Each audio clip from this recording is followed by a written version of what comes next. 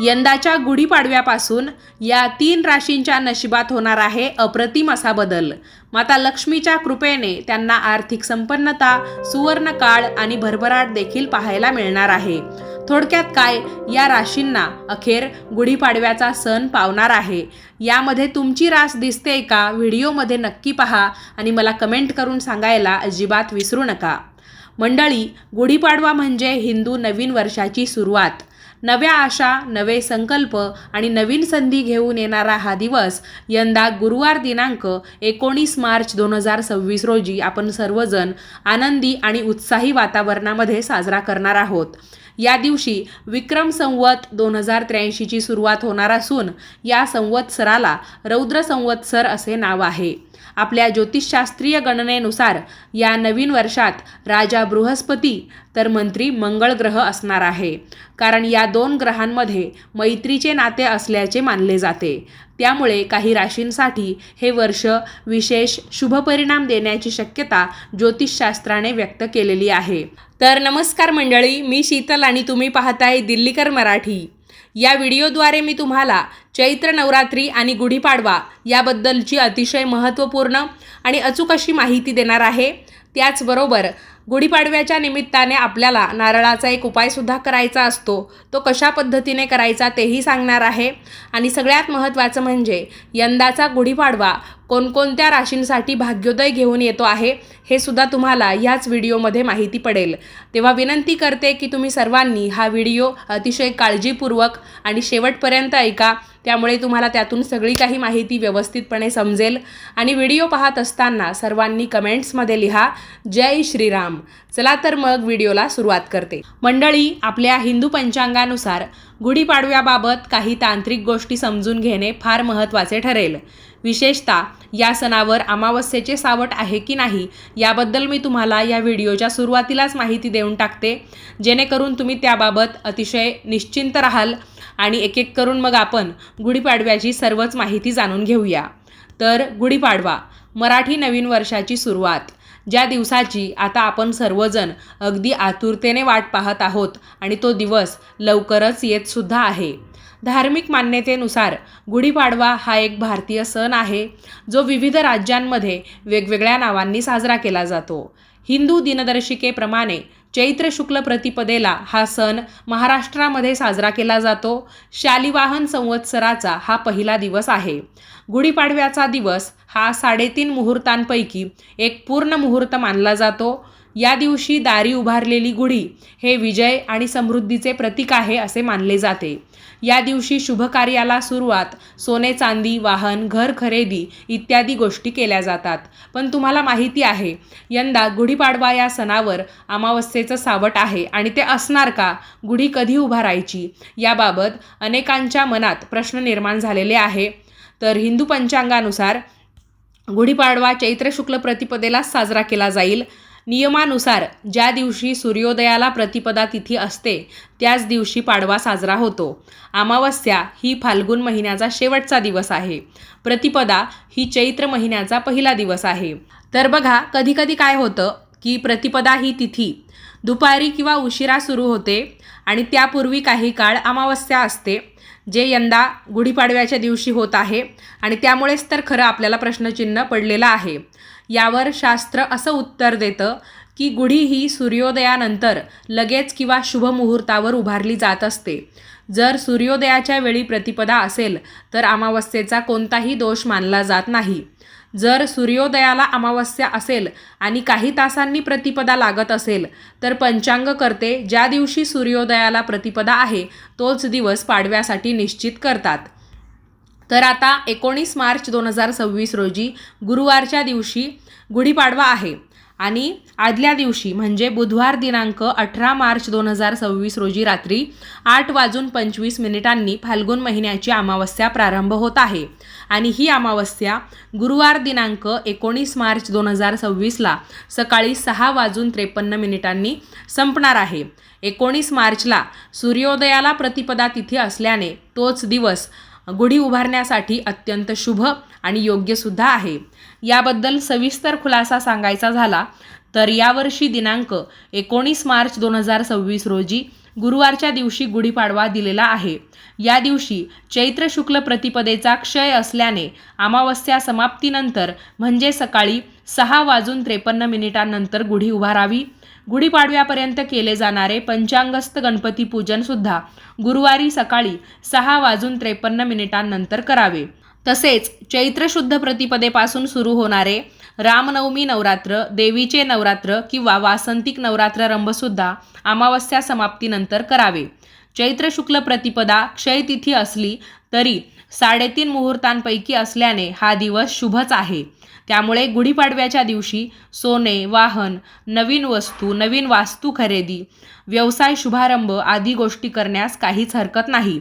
यापूर्वी 19 मार्च 2007, 6 एप्रिल 2008 व 28 मार्च 2017 या दिवशी अमावस्या समाप्तीनंतर गुढीपूजन करण्यात आले होते. आता मी तुम्हाला गुढीपाडव्याच्या दिवशी नारळाचा जो उपाय करायचा आहे तो कधी आणि कसा करायचा याबद्दल माहिती सांगते. तर बघा, गुढीपाडव्याच्या दिवशी सकाळी गुढी उभारून झाल्यानंतर आपण हा उपाय करू शकतो. तर त्यासाठी काय करायचं, आपल्याला एक लाल रंगाचा कपडा घ्यावा लागेल. नवा कोरा लाल रंगाचा कपडा घ्यायचा किंवा तुम्ही नवा लाल ब्लाऊज पीस घेतला तरीही चालेल. थोडक्यात काय, नवं कोरं लाल रंगाचं कापड आपल्याला लागणार आहे. त्याचबरोबर एक नारळसुद्धा लागणार आहे. ज्या नारळाला सर्व काही शेंड्यासुद्धा असल्या पाहिजे. नारळामध्ये खोबरं आणि पाणी दोन्हीही असलं पाहिजे अशा पद्धतीचा एक नारळ घ्यायचा. तर या नारळावर सगळ्यात अगोदर आपल्याला हळदी कुंकू वाहून घ्यायचं आहे. कोरडं हळदी कुंकू वाहून घेतलं की त्यानंतर थोड्याशा अक्षता वाहायच्या आणि हा सगळा विधी जो आहे तो आपण आपल्या देव्हाऱ्यासमोर बसून करू शकतो. एका ताटामध्ये नारळ घ्यायचं, त्या नारळाची शेंडी आपल्याकडे असली पाहिजे आणि आपल्याजवळच आपण तो लाल कपडासुद्धा ठेवायचा आहे. तर नारळावर हळदी कुंकू अक्षता वाहून घ्यायच्या, एक फूल अर्पण करायचं. त्याच्यानंतर तुम्हाला शक्य असेल तर तुम्ही या नारळावर ओल्या कुंकवाच्या मदतीने म्हणजे कुंकवाच्या गंधाच्या मदतीने एक स्वस्तिक देखील काढू शकता. त्याच्यानंतर काय करायचं, या नारळाला तुम्ही एक लाल करगोटा गुंडाळायचा आहे. तर करगोटा असेल तर गुंडाळा, नसेल तर तुम्ही लाल पिवळ्या रंगाचा कलावा म्हणजे रक्षासूत्र गुंडाळलं तरी पण चालेल. आता हे नारळ आपल्याला काय करायचं आहे, त्या नव्या कोऱ्या लाल कपड्यावर ठेवायचं आहे आणि त्या कपड्यामध्ये हे नारळ आपल्याला बांधून घ्यायचं आहे. जेव्हा आपण वास्तुशांती करतो तेव्हा कसं लाल कपड्यामध्ये गुंडाळलेलं नारळ आपण घराच्या छताला बांधत असतो, म्हणजे तिथे ते टांगून देत असतो. तर तुम्हाला हेही नारळ अगदी त्याच पद्धतीने घराला बांधायचं आहे. आता बऱ्याच जणांची स्लॅबचीच घरं असतात, तर आपल्याला असं हे बांधता येत नाही घराला असं वरती.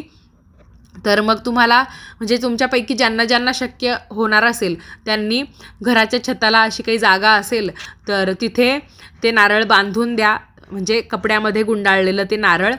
आणि ज्यांना शक्य नसेल त्यांनी देवघरामध्ये किंवा तिजोरीमध्ये हे नारळ सांभाळून ठेवलं तरीही चालेल. ज्या ज्या वेळेस पौर्णिमा येते, त्याचबरोबर अष्टमी तिथी येते, कुलदेवीच्या संबंधित खास काही दिवस येतात, तर त्या वेळेस आपण त्या नारळाची हळदी कुंकू वाहून पूजा करायची आणि त्या नारळाला धूपदीपांनी ओवाळूनसुद्धा घ्यायचं. आणि चैत्र नवरात्रीच्या पहिल्या दिवशी म्हणजे गुढीपाडव्याच्या दिवशीसुद्धा ते नारळ बांधण्यापूर्वी किंवा तिजोरीमध्ये किंवा देवघरामध्ये ठेवण्यापूर्वी आपल्याला त्या नारळाला धूपदीपांनी ओवाळूनच घ्यायचं असतं. तर वर्षभरसुद्धा तुम्ही या तिथींना त्या नारळाची पूजा करू शकता. आपण कुलदेवीच्या नावाने हे नारळ बांधणार आहोत आणि जेव्हा परत पुढचा गुढीपाडवा येईल तेव्हा हे नारळ तुम्ही पाण्यामध्ये सोडून द्यायचं आहे. लाल कपडा जो आहे तो तुम्हाला वाटला तर तुम्ही दुसऱ्या काही पूजेसाठी वगैरे वापरू शकता किंवा तो कपडासुद्धा तुम्ही पाण्यामध्ये सोडून दिला तरीसुद्धा चालेल. तर अशा पद्धतीने आपल्याला तो नारळाचा उपाय करायचा आहे. कुलदेवीच्या नावाने आपण जर अशा पद्धतीने गुढीपाडव्याच्या दिवशी म्हणजे नवीन वर्षाच्या पहिल्या दिवशी, चैत्र नवरात्रीच्या पहिल्या दिवशी नारळ बांधलं तर आपल्या घरावर कोणत्याही प्रकारची विघ्न येत नाही, घरामध्ये सुखशांती कायम टिकून राहते असं म्हणतात. तर तुम्ही हा उपाय करायला अजिबात विसरू नका. गुढीपाडव्याच्या दिवसापासून चैत्र महिन्याला आणि चैत्र नवरात्रीला सुरुवात होत असते. त्यामुळे ज्यांच्या घरामध्ये शारदीय नवरात्रीप्रमाणे चैत्र नवरात्रीला सुद्धा घटस्थापना होत असेल, कुलदेवीच्या नावाने घट बसवला जात असेल, तर त्यांनी घटस्थापना यंदा गुरुवार दिनांक 19 मार्च 2026ला आठवणीने करावी. चैत्र नवरात्रीची सुरुवात गुढीपाडव्याला झाली की सांगता जी आहे ती दरवर्षीप्रमाणे रामनवमीला होत असते.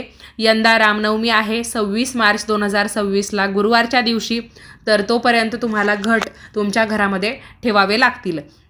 या काळामध्ये आपल्याला कुलदेवीच्या ज्या ज्या सेवा उपासना करायच्या असतील त्या आपण नक्कीच करू शकतो. आता बघा, बऱ्याच जणांच्या घरी कुलदेवीच्या नावाचा घट जो आहे तो फक्त शारदीय नवरात्रीला म्हणजे अश्विन महिन्यातच बसवला जातो आणि त्याच काळामध्ये सगळ्या काही सेवा उपासना करतात. पण तुम्हाला सांगू का, तुम्ही जरी शारदीय नवरात्रीमध्येच घटस्थापना करत असाल, चैत्र महिन्यामध्ये करत नसाल, पण कुलदेवीच्या सेवेची जी काही संधी असते किंवा कुलदेवीची जी सेवा आहे ती वर्षातून आपल्याला काही ठराविक तिथी असतात तेव्हाच करता येते.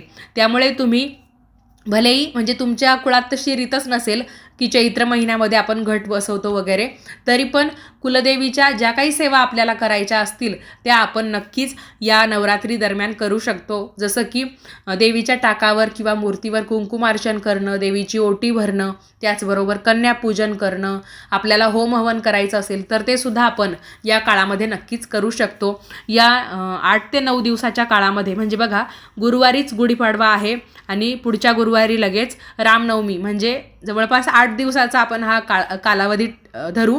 तर या काळामध्ये आपण रामरक्षासुद्धा वाचू शकतो. आपल्या घरातल्या लहान मुलांना किंवा शाळकरी मुलांना, विद्यार्थी दशेत असणाऱ्या मुलामुलींना जरी आपण ती वाचायला लावली तरी पण चालेल आणि जे प्रौढ आहेत त्यांनीसुद्धा वाचली तरी पण चालणार आहे. ज्यांच्या घरामध्ये नुकतंच कुणाचं तरी निधन झालेलं आहे, म्हणजे काही महिनेच झाले किंवा काही दिवसच झाले, वर्ष श्राद्ध झालेलं नाही, तर अशा घरी यंदाच्या वर्षी गुढी नाही उभारली तरी पण चालेल. कारण जेव्हा शोकाचा प्रसंग असतो तेव्हा आपण कुठलेही सणवार किंवा कोणत्याही नवीन गोष्टी करण्याच्या मनस्थितीमध्ये नसतो, तर साहजिक आहे या गोष्टी होतातच. तर मग तुम्ही यंदा गुढी नाही उभारली तरी पण चालणार आहे. गुढीपाडव्याच्या दिवशी आपण सर्वजण गुढी तर उभारूच, पण काही जणांचा प्रश्न काय असतो की आम्ही भाड्याच्या घरात राहतो, मग आम्ही त्या घराच्या बाहेर किंवा जिथे कुठे जागा आहे तिथे जर गुढी उभारली तर चालेल का? हो, नक्कीच चालेल. आणि शक्यतो स्वतःच गुढी तयार करण्याचा प्रयत्न करा, जेणेकरून ती व्यवस्थितपणे आपण तयार करून लावू शकतो. कारण आजकाल रेडीमेड गुढ्या मिळतात आणि त्या अतिशय लहान लहान असतात, पण ते कुठेतरी शो पीस म्हणूनच ओळखले जातात. आणि गुढी जी आहे ती आपल्या घरावर अशी उंच उभारण्याची पद्धत आहे. उंच अशी ध्वजाप्रमाणे, एखाद्या पताकेप्रमाणे ती दिसली पाहिजे. त्यामुळे गुढी घरच्या घरीच तयार करण्याचा प्रयत्न करा. त्याचबरोबर या दिवशी आपल्या घराच्या मुख्य प्रवेशद्वारावर झेंडूच्या फुलांचं, आंब्याच्या पानांचं तोरण लावायला अजिबात विसरू नका. चैत्र नवरात्रीच्या निमित्ताने दुर्गा मातेच्या 9 रूपांची पूजा केली जाईल, तर आपण सुद्धा दुर्गा देवी म्हणून आपल्या कुलदेवीला नक्की पूजा आणि तिच्या सेवेचा, उपासनेचा एक महत्त्वपूर्ण असा भाग बना. कुलदेवीची कृपादृष्टी आपल्या कुटुंबावर, आपल्या कुळावर असणं फार महत्त्वाचं आहे. तिच्या सेवेने बरीचशी दुःख दूर होतात, त्यामुळे तिची सेवा करायला अजिबात विसरू नका. ज्योतिषांच्या मते चैत्र महिन्याच्या शुक्ल पक्षाच्या प्रतिपदा तिथीला दुर्गा देवीची पूजा केल्याने साधकाची प्रत्येक इच्छा पूर्ण होते. यासोबतच जीवनातील सर्व त्रासांपासून मुक्ती मिळते. भक्तांवर दुर्गा देवीच्या आशीर्वादाचा वर्षाव होतो. त्यांच्या कृपेने साधकाचे सुख आणि सौभाग्यसुद्धा वाढते. तर बघा, इतकं सगळं महत्त्व आहे, तर आपण देवीची सेवा करायला अजिबात विसरू नका.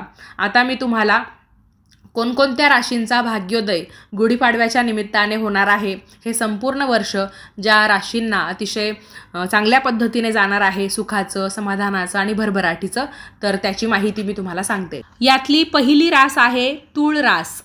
तुमच्यापैकी कुणाकुणाची रास तूळ ही आहे मला कमेंट करून सांगायला अजिबात विसरू नका. गुढीपाडव्यापासून सुरू होणाऱ्या नवीन वर्षामध्ये तूळ राशीच्या लोकांच्या आयुष्यामध्ये सकारात्मक बदलांची चाहूल लागण्याची शक्यता व्यक्त केली जाते. विशेषतः करिअरच्या बाबतीत काही महत्त्वाचे टप्पे गाठण्याची संधी त्यांना मिळू शकते. नोकरीमध्ये प्रगतीची शक्यता असून वरिष्ठांकडून तुमच्या कामाची दखल घेतली जाऊ शकते. योग्य वेळी केलेल्या मेहनतीमुळे पदोन्नती मिळू शकते, वेतनवाढ होऊ शकते. किंवा नवीन जबाबदाऱ्या तुम्हाला मिळू शकतात. व्यवसाय करणाऱ्यांसाठी सुद्धा काही फायदेशीर संधी समोर येऊ शकतात. नवीन प्रोजेक्ट किंवा भागीदारीमुळे धनलाभ होण्याची शक्यता निर्माण होऊ शकते. बराच काळ अडकून पडलेले पैसे सुद्धा परत मिळण्याची शक्यता वर्तवली जाते. याशिवाय सामाजिक वर्तुळ वाढू शकते, मान सन्मान मिळू शकतो, तसेच नवीन ओळखी भविष्यामध्ये उपयुक्त ठरू शकतात. वैयक्तिक आयुष्यामध्ये काही आनंददायी घडामोडी घडण्याची शक्यता आहे. विवाहयोग जुळण्याची शक्यता आहे. त्याचबरोबर कुटुंबामध्ये एखादे मंगलकार्य किंवा नातेसंबंध अधिक दृढ होण्याची चिन्हे दिसू शकतात. मानसिक ताणतणाव कमी होऊन तुमच्या मनामध्ये नवीन ऊर्जा निर्माण होण्याचा हा काळ असू शकतो. यानंतरची दुसरी रास आहे वृश्चिक रास. वृश्चिक राशीच्या लोकांसाठी हे नवीन वर्ष काही सकारात्मक घडामोडी घेऊन येण्याची शक्यता व्यक्त केली जाते. बराच काळ प्रलंबित असलेली कामे हळूहळू पूर्ण होऊ शकतात. प्रयत्नांना योग्य दिशा मिळाल्यास मनाप्रमाणे नोकरी मिळण्याची शक्यता देखील निर्माण होऊ शकते. परदेशामध्ये करिअर करण्याची इच्छा असलेल्या लोकांसाठी सुद्धा काही संधी उपलब्ध होऊ शकतात. व्यवसाय क्षेत्रामध्ये नवीन करार, प्रोजेक्ट किंवा ग्राहक मिळण्याची शक्यता असल्याने आर्थिक स्थितीमध्ये तुम्हाला सुधारणा जाणवू शकते. काही लोकांना जमीन मालमत्ता खरेदी करण्याची संधीसुद्धा मिळू शकते. कुटुंबातील वातावरणसुद्धा काहीसं शांत आणि सकारात्मक राहण्याची शक्यता आहे. जुन्या वादांचा निकाल लागून नातेसंबंध सुधारू शकतात. सामाजिक स्तरावर सुद्धा तुमची प्रतिमा अधिक मजबूत होऊ शकते. तसेच मान प्रतिष्ठा वाढण्याची शक्यता सुद्धा निर्माण होऊ शकते. यानंतरची शेवटची आणि तिसरी रास, तिचं नाव आहे धनुरास. तुमच्यापैकी कुणाची रास धनु आहे मला कमेंट करून नक्की सांगा. कारण धनु राशीच्या लोकांसाठी गुढीपाडव्यापासून सुरू होणारे हे वर्ष काही नव्या शक्यता घेऊन येऊ शकते. आर्थिक बाबतीत थोडी स्थिरता मिळण्याची शक्यता असून कर्जाचा भार कमी होण्याची किंवा उत्पन्नाचे नवे स्रोत निर्माण होण्याची शक्यता व्यक्त केली जाते. नोकरीत असलेल्या लोकांना पगारवाढ, पदोन्नती किंवा नवीन संधी मिळू शकतात. काहींना नवीन नोकरी मिळण्याची शक्यता देखील निर्माण होऊ शकते. व्यवसाय क्षेत्रामध्ये एखादा नवा प्रकल्प सुरू करण्याची संधी मिळू शकते, ज्यामुळे तुम्हाला भविष्यामध्ये आर्थिक फायदा होऊ शकतो. घरगुती वातावरणसुद्धा आनंदाचे क्षण घेऊन येऊ शकतात. घरामध्ये एखादे शुभकार्य होण्याची शक्यता, तसेच घर, वाहन किंवा मालमत्ता खरेदीचे योग निर्माण होऊ शकतात. अडकलेले पैसे मिळण्याची शक्यता किंवा प्रदीर्घ काळापासून प्रलंबित असलेली योजना पूर्ण होण्याची संधी या राशीला मिळू शकते. तर मंडळी, तुम्हाला हा व्हिडिओ, ही माहिती कशी वाटली मला कमेंट करून नक्की कळवा.